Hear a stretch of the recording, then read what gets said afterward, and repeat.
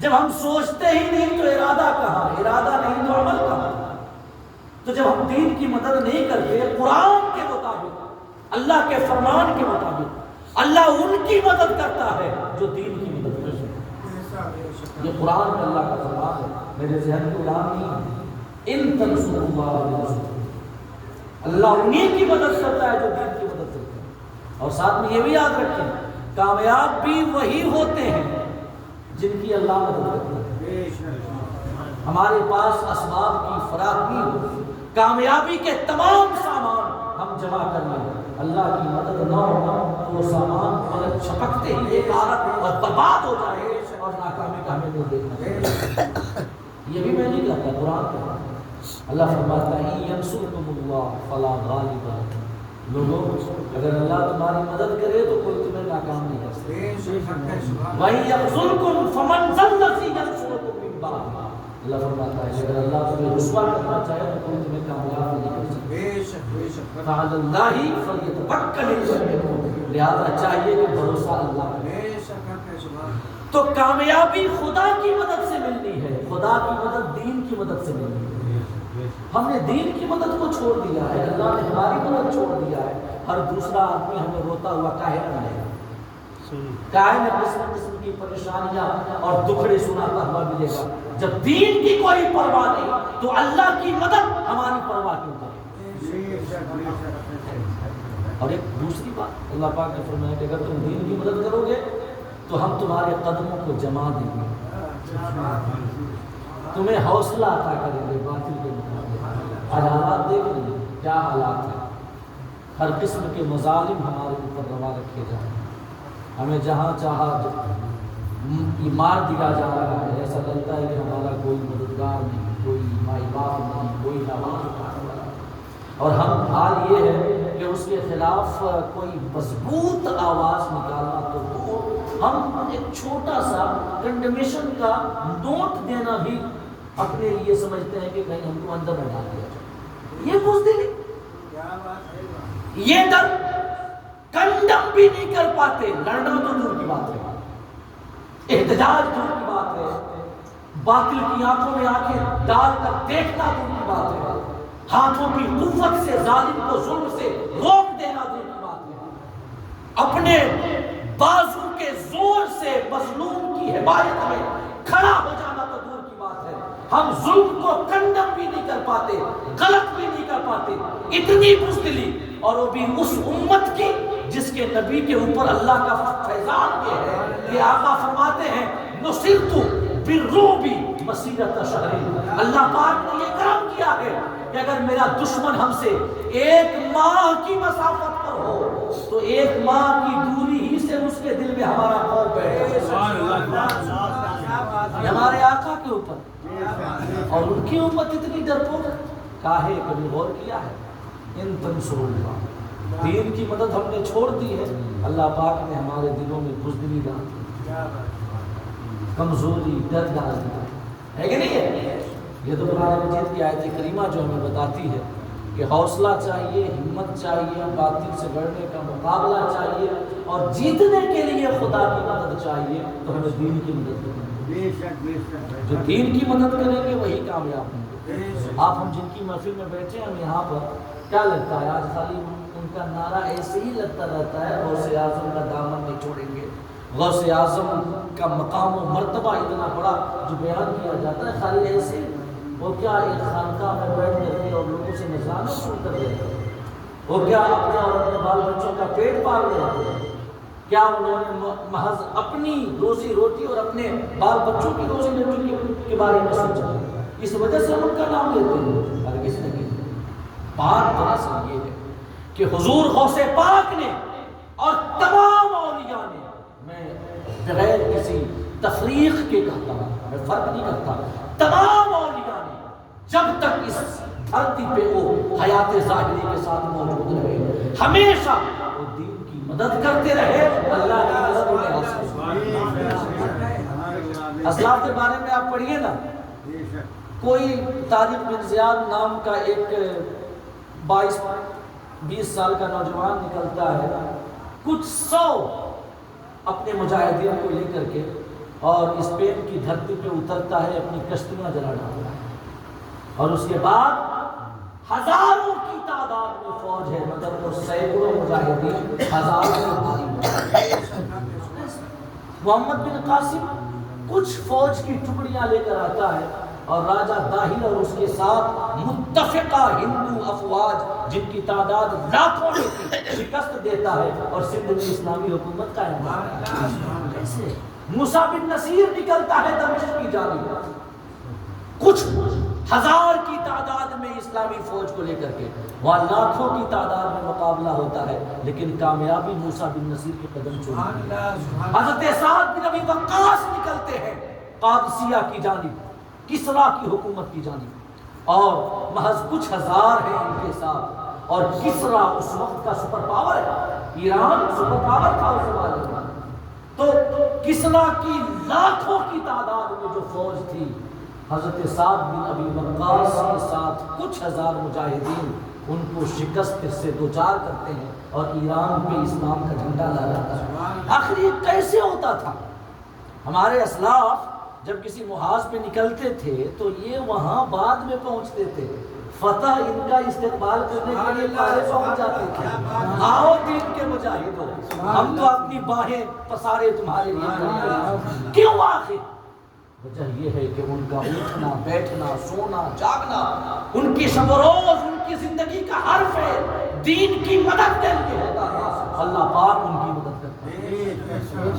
حضور غوث اعظم رضی اللہ تعالیٰ عنہ جن کے نام کی محفل میں ہم بیٹھے ہیں، اگر ان کی سیرت طیبہ کے بارے میں آپ غور کرنا چاہیں، مختصراً میں بڑے ہی آسان لفظوں میں آپ کو سمجھانا چاہتا ہوں۔ کرامتیں بڑی سنتے ہیں آپ، ان کے مقام و مناصب بڑے سنتے ہیں، لیکن سب سے بڑی کرامت نا دین کی مدد ہے، دین کی مدد ہے۔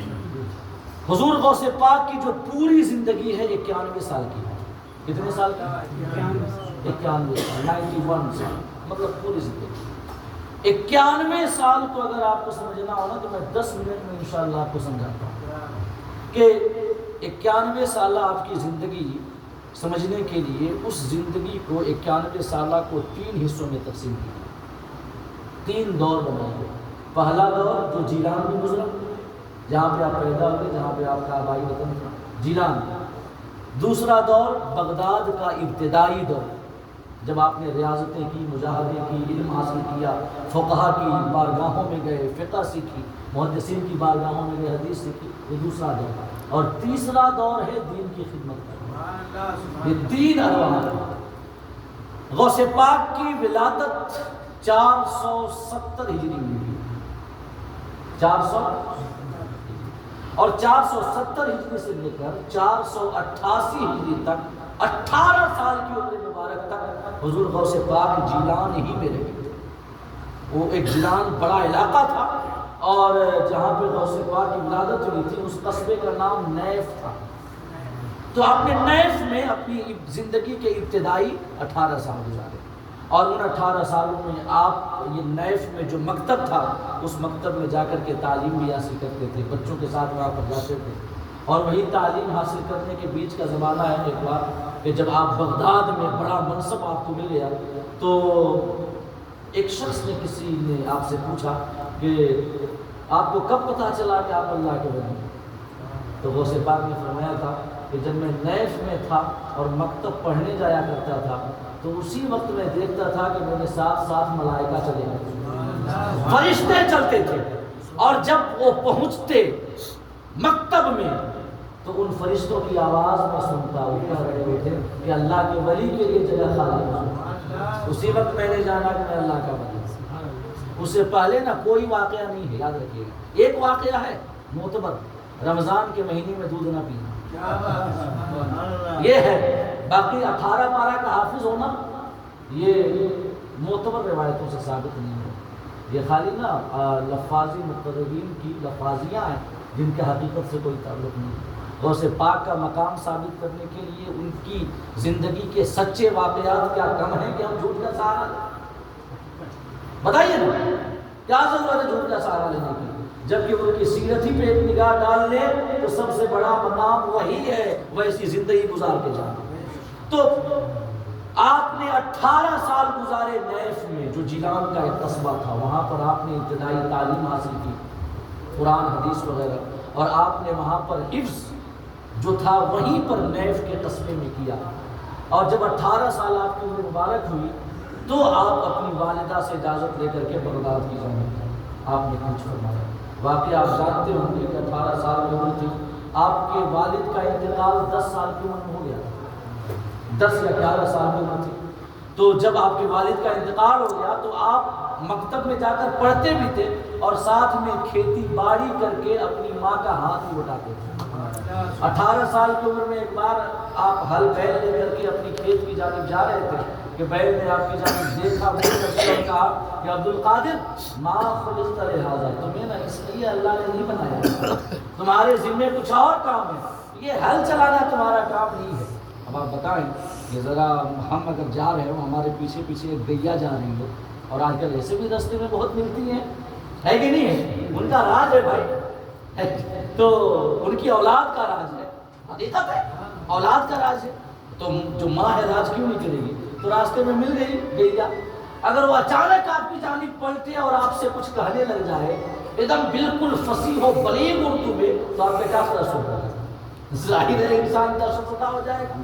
تو آپ جا رہے ہیں ہل بیل لے کر کے یہ کھیت جوتنے کے لیے، تو جانور نہ آپ کی جانب وہ بیل جو ہے مڑتا ہے اور کہتا ہے یا عبد القادر ما لہذا خلقت، عبد القادر تمہیں اللہ نے اس لیے نہیں بنایا، تمہارا کام کچھ اور ہے۔ آپ کے اوپر خوف کا عالم طاری ہوا، بھاگ کر آئے اپنے گھر پہ اور یکسوئی اور تنہائی کے لیے گھر کی چھت پہ چلے گئے۔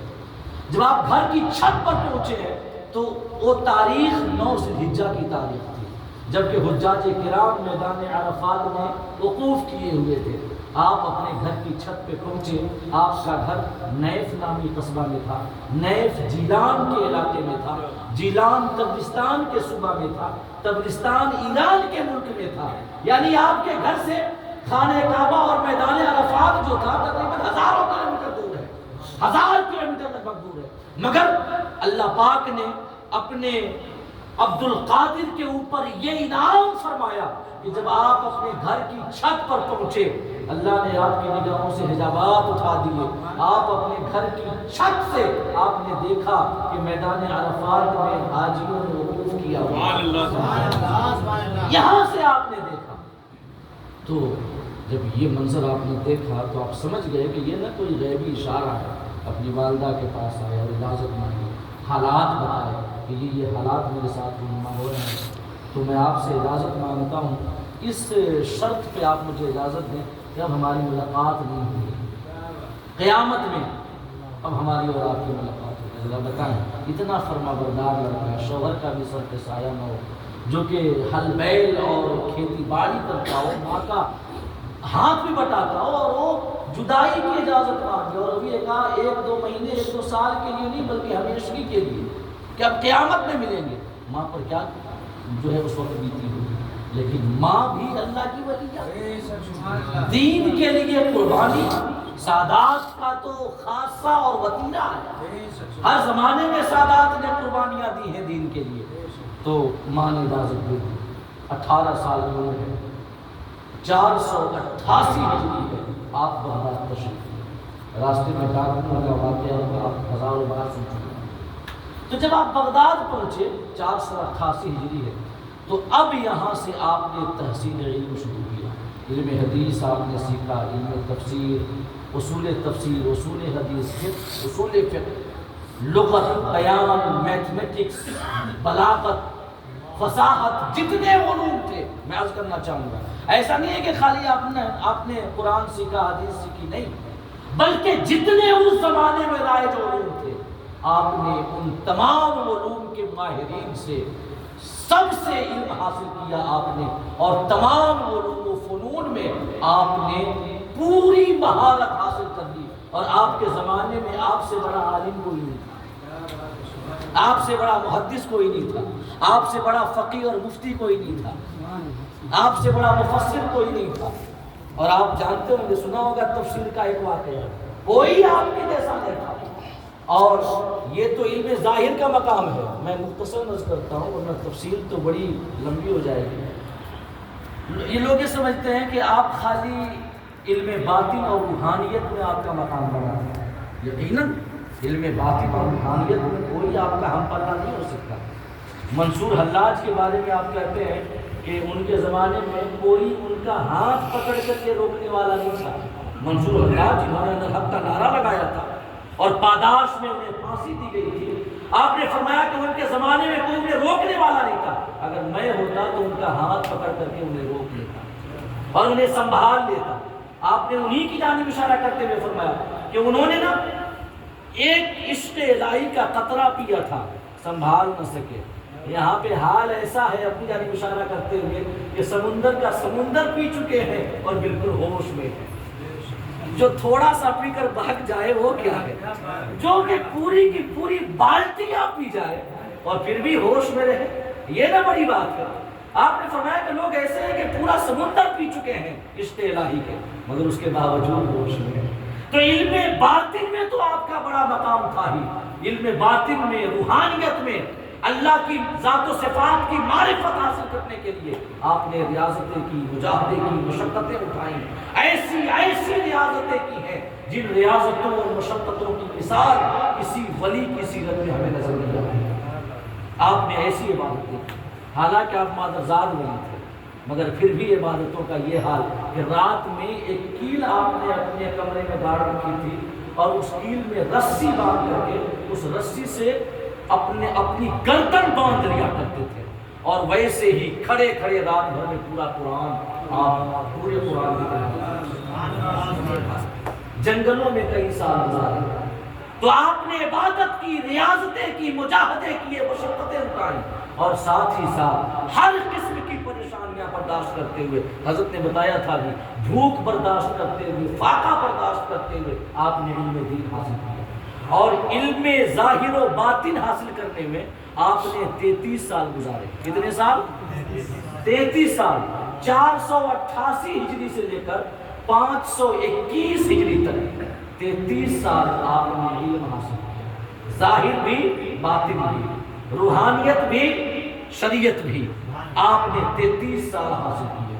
521 ہجری میں جب آپ کے شیخ جن سے آپ نے خرقہ پانا تھا ابو سعید مخرمی رضی اللہ تعالیٰ عنہ، ان کا انتقال ہوا 521 ہجری میں. تو ان کے انتقال کے بعد ان کا مدرسہ ان کی تولیت میں آ گیا. اب یہاں سے شروع ہوتا ہے آپ کی سیرت کا تیسرا دور جو کہ خدمت اسلام کا دور ہے، دین کی مدد کا دور ہے. 521 ہجری سے جب آپ کی عمر مبارک 51 سال ہو گئی، 33 سال یہاں علم حاصل کرتے ہوئے، 18 سال نیف میں، 51 سال کی عمر میں آپ کے شیخ کا مدرسہ آپ کی تولیت میں آیا. چھوٹا سا مدرسہ تھا، آپ نے اس کی توسیع کرائی، آس پاس کی زمینیں خریدی، بڑی عمارت بنائی اور پھر جب وہ عمارت بن کر تیار ہوئی تو 521 ہجری سے لے کر کے سن 561 ہجری تک کامل 40 سال حضور غوث اعظم رضی اللہ تعالیٰ مختلف حوالوں سے دین کی خدمت اسی مدرسے سے جڑ کر، یہاں تک کہ اس کا نام ہی پڑ گیا مدرسہ قادریہ، آج بھی مشہور ہے. ہمارے ڈاکٹر صاحب جانتے ہوں گے اللہ پاک نے یہ فضل فرمایا ان کے اوپر کے بارگاہ غوثیت کبریٰ میں حاضری دیا ہے. اللہ پاک ہم سب کو بھی توفیق عطا. آج بھی مدرسہ قادریہ موجود ہے. بغداد کا محلہ ازد تھا اس زمانے میں، پتہ نہیں آج کیا نام ہے. اسی محلے میں مدرسہ قادریہ، اسی مدرسے سے جڑ کر کے آپ نے لگاتار 40 سال تک دین کی خدمت. 40 سال اس لیے کہ 91 سال آپ کو. اب اس سے پتہ چلتا ہے کہ دین کی مدد اور دین کی خدمت تو کئی طریقے سے ہو سکتی ہے، لیکن دین کی مدد کی سنت غوثیہ جو ہے، جس طریقے سے آپ نے دین کی مدد کی، اور یقیناً جو دین کی مدد سب سے افضل و اعلیٰ ہے ثواب کے اعتبار سے، خدا کی بارگاہ میں مقام و مرتبہ ملنے کے اعتبار سے، وہ یہ ہے کہ علم دین کی مدد کی جائے.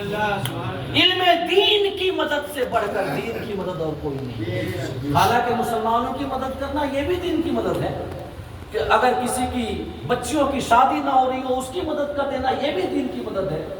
یہ کسی کے گھر میں فاقے ہو رہے ہو اسے راشن پانی دے دینا یہ بھی دین کی مدد ہے اور سب میں ثواب ہے. لیکن وہ سنت غوثیہ جس کے ذریعے حضور غوث پاک نے زندگی کے آخر 40 سالوں تک آپ نے دین کی مدد کی وہ مدد ہے جو مدرسہ سے جڑ کر کے دین کی مدد کی جائے. مدرسہ سے جڑ کر کے. لہذا یہ بوریا نشین علماء اور حفاظ جو ہیں اگرچہ آمدن کم ہو اگرچہ ساتھ بڑا سرمایہ نہ ہو لیکن جو ان کی دین کی مدد ہے نا وہ عمرہ سے بھی بڑھ کر ہے, صاحبان ثروت سے بھی بڑھ کر ہے, صاحبان غنا سے بھی بڑھ کر ہے, کیونکہ یہ اس طریقے سے مدد کرتے ہیں جس طریقے سے غوث اعظم نے مدد کی. مدرسہ سے جڑنا, مدرسہ کی حمایت کرنا, مدرسہ کی مدد کرنا, اس سے بڑھ کر کے میں عرض کرنا چاہوں گا دین کی کوئی مدد نہیں ہو سکتی. اور آج کے زمانے میں تو اور نہیں ہو سکتی, کیونکہ آج کے زمانے میں یہ سارے جو فتنے آپ دیکھ رہے ہیں دین کے نام پر اس کا صرف ایک حل ہے, واحد علاج, وہ ہے کہ ہم اپنی نسلوں کو علم دین سے آراستہ کریں, پیراستہ کریں. اس کے علاوہ کوئی حل نہیں. ڈاکٹر بنا لیں, انجینئر بنا لیں, آئی ایس بنا لیں, آئی پی ایس بنا لیں, کچھ بھی بنا لیں, اگر علم دین نہ ہونا تو پھر یہ فتنوں کا مقابلہ ہماری نسل کبھی نہ کر پائے گی. کہاں سے کر پائے گی؟ یہاں سے فقط روزگار ملتا ہے وہ بھی سب کو نہیں, آٹے میں نمک کے برابر, ورنہ ان امپلائمنٹ کا درجہ اتنا ہائی تھوڑی ہوتا ہے کہ نہیں ہے. تو میں عرض کرنا چاہوں گا کہ غوث پاک نے 40 سالوں تک مدرسہ قادریہ میں جڑ کر کے دین کی خدمت کی. اور کیسے کی؟ آپ نے بچوں کو پڑھایا, بچوں کو پڑھایا. روزانہ آپ 13 مختلف سبجیکٹس کا درس دیا کرتے پر ڈے. اور جو پڑھانا اسٹارٹ کیا ہے نا اس کے بعد آپ نے کبھی ناغہ نہیں کیا, کبھی نہیں. علماء فرماتے ہیں کہ اگر سبق میں پڑھانے میں 1 دن کا ناغہ ہو جائے نا تو 40 دن کی برکت چلی جاتی ہے. 40 دن کی برکت, جانتے ہیں مطلب برکت کیا مطلب؟ یہ کوئی سمجھے گا کہ کیا وہ سمجھ نہیں پائے گا, پڑھ نہیں پائے گا, ایسا نہیں ہے. 40 دن کی جو برکت جاتی ہے وہ نور علم کی برکت جاتی ہے, علم کے نور کی برکت چلی جاتی ہے. غوث اعظم نے پڑھانا شروع کیا, 40 سالوں تک آپ نے بچوں کو پڑھایا, روزانہ 13 سبجیکٹ پڑھائے, یہاں تک کہ جب 91 سال کی عمر میں جس روز آپ نے اس دنیا سے وصال فرمایا اس دن بھی اپنے معمول کے مطابق آپ نے بچوں کو 13 سبجیکٹ سے پڑھائے, پھر اس کے بعد اس دنیا سے. اور آپ کے پڑھانے کا انداز کیسا تھا, کتنی محنت سے پڑھاتے تھے. اگر ہم پڑھا رہے ہوں اور کوئی بچہ بڑا غبی کن ذہن سمجھتا نہ ہو تو ہم نا 1-2 بار اس کے اوپر محنت کریں گے, پھر اسے چھوڑ دیں گے, جائے یہ تو کوئی سمجھتا ہی نہیں ہے کہ نہیں. غوث اعظم کے پڑھانے کا انداز کیا تھا؟ ایک عجمی شخص تھا. عجمی مطلب عربی نہ تھا, وہ نہیں تھا, اس کی زبان عربی نہیں تھی. اس لڑکے کا نام ابی تھا. تو بڑا کن ذہن غبی. غوث اعظم پھر بھی اس کے پڑھانے میں ایک ذرہ برابر بھی اپنی جانب سے کوئی کوتاہی نہیں, کوئی کوتاہی نہیں. ایک بار آپ ہی کے زمانے کے ایک بزرگ تھے جن کا نام بنی اسہل تھا یا اسہل. تو آپ اسی کن ذہن لڑکے کو پڑھا رہے تھے ابی کو کہ اسی دوران وہ بزرگ آ گئے غوث اعظم کی ملاقات کے لیے. تو انہوں نے دیکھا کہ غوث اعظم بڑی محنت سے پڑھا رہے ہیں, کوشش سے پڑھا رہے ہیں. تو جب وہ بچہ پڑھ کے چلا گیا تو انہوں نے غوث پاک سے عرض کیا کہ حضور یہ بچہ جو ہے نا بڑا کن ذہن ہے, اس پر جتنی بھی محنت کر لیں اس کے پلے خاک کچھ پڑھنے والا نہیں ہے. آپ کیوں اتنی محنت کرتے ہیں اس کے پیچھے, کیا ضرورت ہے اتنی محنت کرنے کی جب نتیجہ ہی نہیں نکلنے والا. تو غوث پاک نے جو جواب دیا تھا وہ جواب سنیے. آپ نے فرمایا تھا کہ سنیں اس پر میری محنت میں فقط 1 ہفتہ رہ گیا, 1 ہفتہ فقط, 7 دن بچے ہیں اور اس کے بعد یہ شخص یہ لڑکا اس دنیا سے چلا جانے والا. 1 ہفتہ کی زندگی بچی ہوئی ہے اور میں یہ چاہتا ہوں کہ یہ ایک ہفتہ کی جو زندگی بچی ہوئی ہے، جو ہم نے ذمہ داری اٹھائی ہے اس کے پڑھانے کی، اس میں کوئی کوتاہی نہیں۔ کیا محنت ہے، کیا بچوں کے پڑھانے کا انداز ہے۔ اگر ہم اپنے بچوں کو کانوینٹ اسکول میں پڑھا رہے ہوں، سب سے مہنگا مان لیجیے ڈی پی ایس میں پڑھا رہے ہیں، لاکھوں، دھیرو بھائی امبانی انٹرنیشنل اسکول اس میں پڑھا رہے ہو، مہینہ میں لاکھوں خرچ کر رہے ہیں، اور پتہ چل جائے نا بچہ بڑا بریلینٹ ہو، وہ تو کبھی تھا نا کہ جس کو غوث اعظم پڑھا رہے تھے، بچہ ہمارا بڑا بریلینٹ ہو اور ہمیں یقینی طور سے معلوم ہو جائے کہ یہ لڑکا نا 2 سال میں انتقال کر جانا ہے، یقینی طور سے معلوم ہو جائے، جس میں کسی قسم کے شک و شبہ کا کوئی گنجائش بھی نہ رہے، شائبہ تک نہ رہے، تو بتائیں کیا ہم اسے دھیرو بھائی انٹرنیشنل اسکول میں پڑھوائیں گے؟ ہم پڑھوائیں گے اسے؟ یہ سوچیں گے کہ ارے چھوڑ دو، ہاں اس کی دیکھ ریکھ زیادہ کریں، اسے کھلائے پلائے زیادہ، اس سے محبت زیادہ ہو، لاڈ پیار زیادہ ہو، یہ الگ چیز ہے، لیکن کیا اس کی تربیت میں، اس کی تعلیم میں ہم وہی خرچ کریں گے، وہی ہم ذمہ داری کا احساس کریں گے جو ہم دوسرے بچے کے لیے کریں گے؟ نہیں کریں گے۔ کیوں؟ یہ سوچیں گے کہ نا کیا فائدہ ہے لاکھوں خرچ کر کے، اسے تو چلا ہی جانا ہے۔ یہ ہمارا حال ہے۔ ذرا غوث اعظم کی سیرت دیکھیں، جان رہے ہیں کہ یہ بچہ 1 ہفتے کے بعد اس کا انتقال ہونے والا ہے، ساتھ ہی ساتھ غبی بھی ہے، کند ذہن بھی ہے، مگر پھر بھی آپ نے فرمایا کہ جب تک مجھے پڑھانا ہے محنت سے پڑھاؤں، اپنی ذمہ داری میں کسی قسم کی کوتاہی نہیں کروں گا۔ اور آپ کی نسل نو کی تربیت کا وہی انداز تھا، اور اسی انداز کا یہ ثمرہ تھا کہ آپ کے مدرسے سے ایسے ایسے لیڈران بن کر کے نکلے جنہوں نے نہ صرف علمی مقام میں اپنے جھنڈے گاڑے، بلکہ سیاسی میدان میں، جنگی میدان میں، اصلاحی میدان میں، دعوتی میدان میں، تصوف اور خانقاہی میدان میں، ہر میدان میں اپنا علم انہوں نے سبق کیا، یہاں تک کہ سنیے گا، وہ جو زمانہ تھا نا صلاح الدین ایوبی کا زمانہ تھا۔ صلاح الدین ایوبی بیت المقدس کو عیسائیوں سے دوبارہ قبضہ میں لینے کی کوشش کر رہے تھے، کیونکہ مسلمانوں سے عیسائیوں نے 1097 عیسوی میں بیت المقدس کو اپنے قبضے میں لے لیا تھا۔ پھر اس کے بعد دور آیا نور الدین زنگی کا، پھر اس کے بعد دور آیا صلاح الدین ایوبی کا، اور صلاح الدین ایوبی نے ایک کامیاب مہم چھیڑی بیت المقدس کی بازیافت کی، اور 1187 عیسوی میں 90 سال کے بعد پھر سے دوبارہ بیت المقدس مسلمانوں کے قبضے میں آ گیا۔ یہ تاریخ ہے۔ اسی زمانے میں غوث پاک کا مدرسہ قادریہ چلتا تھا، اور آپ یقین کریں گے آپ، صلاح الدین ایوبی کا جو خاص مشیر اور وزیر تھا، جن کا نام ہے موفق الدین الحنبلی، جو فقہ حنبلی کے بڑے امام ہیں، الغنیہ جن کی بڑی مشہور کتاب ہے، موفق الدین الحنبلی، یہ صلاح الدین ایوبی کے وزیر تھے، مشیر تھے، صلاحکار تھے، اور یہ کون ہے؟ غوث اعظم کے شاگرد، غوث اعظم کے مدرسہ قادریہ میں پڑھے ہوئے ہیں۔ یہ نسل نو کی تربیت کا انداز۔ ایک اور کہ صلاح الدین ایوبی کی فوج میں بڑا عہدہ رکھتے تھے، جن کا نام ابن نجا تھا، ابن نجا الوارث، بڑے دھانسو خطیب تھے، وہ اپنے زمانے کے بڑے مشہور خطیب، ابن نجا الوارث، کہ جنہوں نے سلطان صلاح الدین ایوبی کی فوجیوں میں ہمت بھری، جوش بھرا، جذبہ بھرا اپنے آواز سے۔ وہ بھی غوث پاک کے مدرسہ کے پڑھے ہوئے اور آپ کے شاگرد ہیں۔ آپ کا ایک لڑکا جن کا نام موسیٰ ہے، غوث پاک کا ایک لڑکا موسیٰ بن عبد القادر رحمہ اللہ تعالی مدرسہ قادریہ میں اپنے والد سے پڑھتے ہیں، اور فلسطین کے علاقے میں نکل جاتے ہیں صلیبیوں سے لڑنے کے لیے۔ یعنی کہ میں آج کہنا چاہوں گا کہ یہ تو مشہور نام ہے۔ صلاح الدین ایوبی کی فوج میں ہزاروں کی تعداد میں وہ تھے جو غوث اعظم کی تربیت یافتہ تھے۔ اس طریقے سے آپ نے تربیت کی، تو یہ ہے دین کی خدمت نا۔ فاتحہ کرنے والا مولوی بنانا دین کی خدمت تھوڑی ہے۔ قوم کو لیڈر دینا یہ دین کی خدمت، قوم کو قائد دینا یہ دین کی خدمت ہے۔ اس طریقے سے دین کی تربیت ہونی چاہیے۔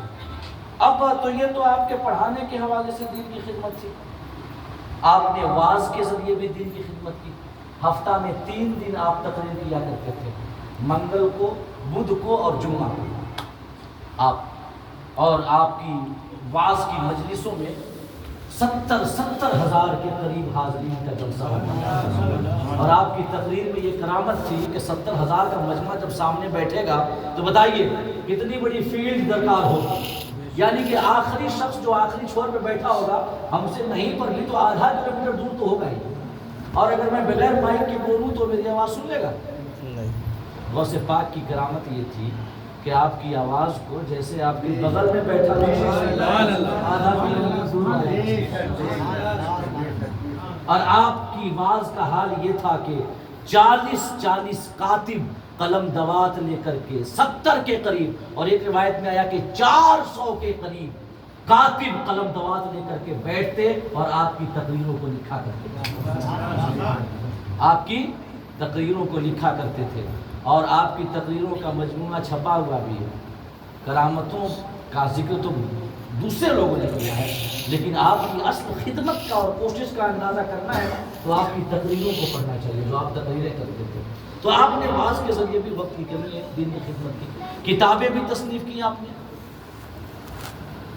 قسم قسم کی علم شریعت کے مختلف حوالوں سے آپ نے کتابیں لکھی، تصنیف کے ذریعے دین کی خدمت کی، آپ نے فتویٰ کے ذریعے دین کی خدمت کی، دور دراز علاقوں سے فتاویٰ آتے، لوگ شرعی مسائل جاننے کے لیے آپ کی بارگاہ میں استفتاء کرتے، اور آپ سب کا فتویٰ اور علم شریعت کا جو حکم ہوتا فقہ حنبلی کے مطابق آپ جواب دیا کرتے، فقہ حنبلی امام احمد بن حنبل کے مطابق۔ اعلیٰ حضرت فرماتے ہیں کہ حقیقت یہ ہے کہ آپ شریعت کبریٰ کے مقام پہ فائز تھے، آپ مجتہد مطلق تھے، آپ کو کسی کی تقلید کی حاجت نہیں تھی، مگر آپ فقہ حنبلی کے مطابق فتویٰ اس وجہ سے دے رہے تھے کہ آپ اپنے زمانے کے مجدد بھی تھے، اور مجدد کی یہ ذمہ داری ہوتی ہے کہ چاروں امام جو حق پر ہیں، جس امام کی فقہ کمزور ہو رہی ہو اسی کے مطابق عمل کرے اور کرائے اور فتویٰ دے، تاکہ پھر سے اس امام کی فقہ کا علم جو ہے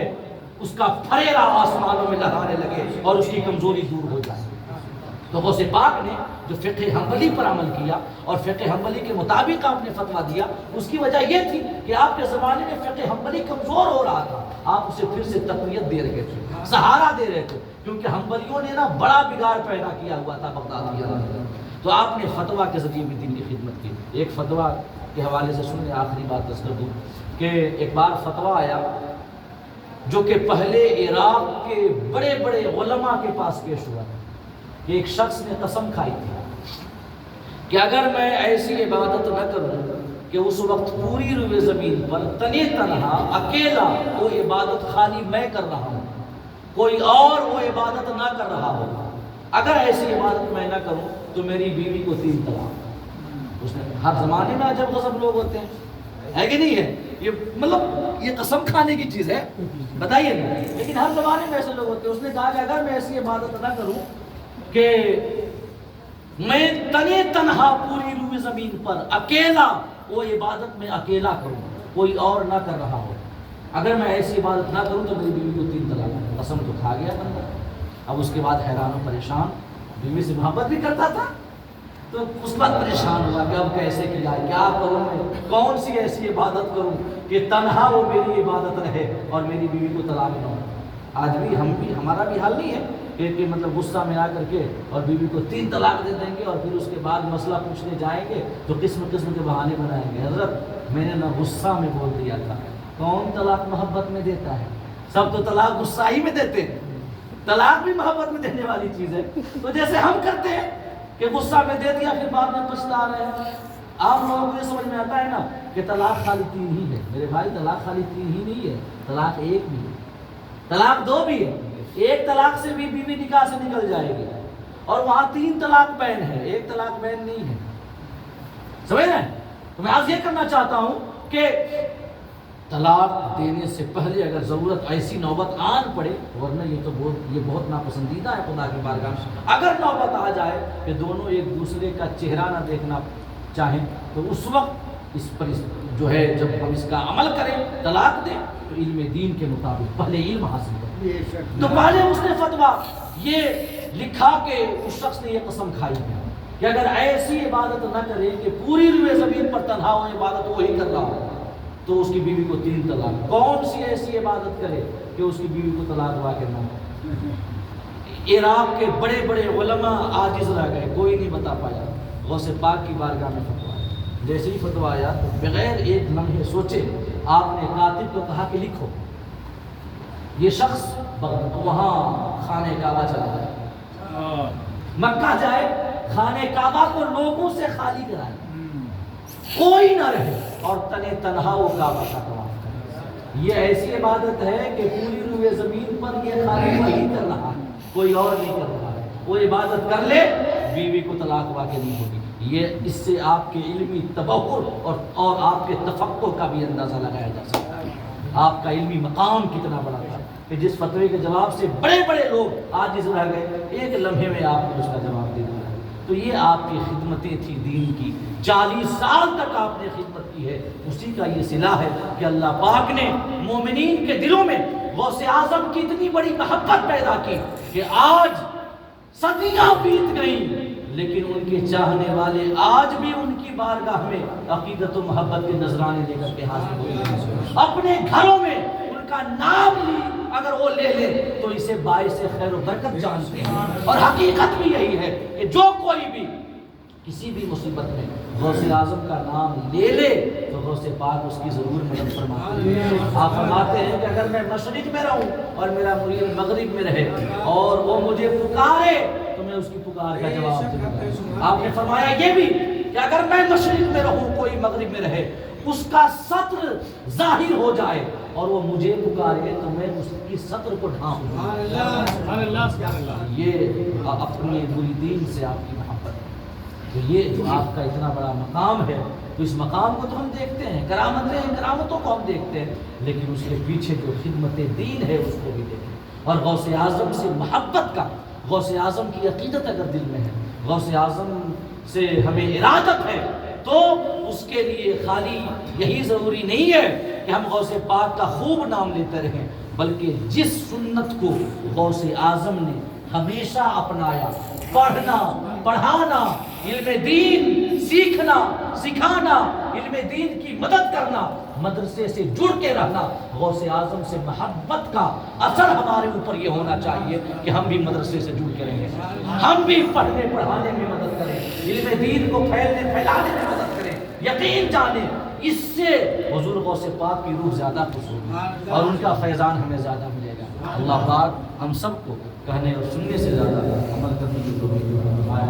آمین.